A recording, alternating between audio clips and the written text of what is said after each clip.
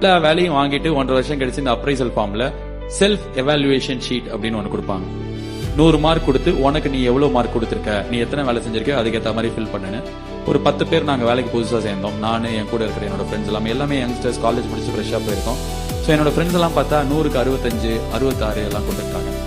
எனக்கு ஆல்ரெடி குடும்ப கஷ்டம், நான் வேற செமையா வேலை செஞ்சிருக்கேன் அப்படின்னு எனக்கு தெரியும். ஸோ நான் அந்த பண்ண வேலையெல்லாம் வச்சு நான் 96 மார்க் கொடுத்துட்டேன். எனக்கு எல்லாம் சிரிச்சாங்க, ஐயா பைத்தியம், அங்க போனா திட்டுவாங்க உடனே 96 கூட அப்படியே அடிச்சிருவாங்க அப்படிலாம் சொன்னாங்க. ஸோ இந்த அப்ரைசல் வச்சுதான் சம்பளம் உயருமா இல்லைன்னா வந்து 1000 ரூபாய் உயருமா 20,000 ரூபாய் உயருமாலாம் தெரியும்.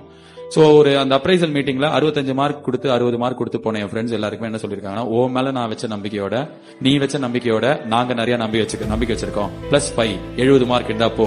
நீ எவ்வளவு போட்டிருக்க? 60. நான் உனக்கு 65 போடுறேன் போ அப்படின்னு அமைச்சிருக்காங்க. எனக்கு போன நான் 96 மார்க் போட்டிருந்தேன். எனக்கு அவங்களும் அதே 96 மார்க் போட்டு நீ நல்லா வேலை செஞ்சிருக்க போன்ட்டாங்க. ஒரு மாசத்துக்கு அப்புறம் அவங்க எல்லாரோட சம்பளமும் 1000 ரூபாய், 500 ரூபாய், 850 ரூபாய் ஏறிச்சு. எனக்கு 22,500 ரூபாய் ஆச்சு. என்னோட லைஃப்ல என்னோட முதல் லெசன் அது.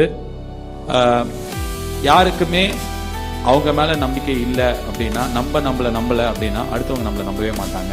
அது வந்து நான் அன்னைக்கு கத்துக்கிட்டேன். இப்ப